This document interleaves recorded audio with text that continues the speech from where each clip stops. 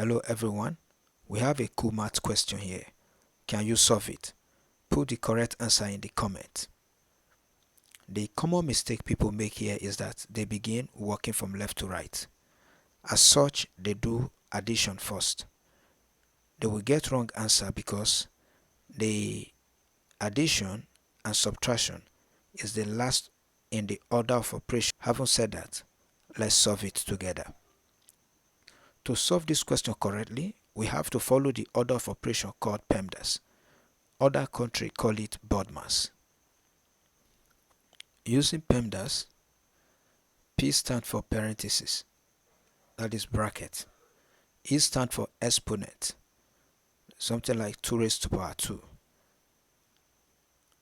M stands for multiplication, and D for division. You work from left to right. Looking at this question, we have only multiplication, so we work that one. We have 8 plus 2 times 3 will give us 6. And the last operation here is addition and subtraction. We work from left to right. Now 8 plus 6 will give us 14. This is the correct answer.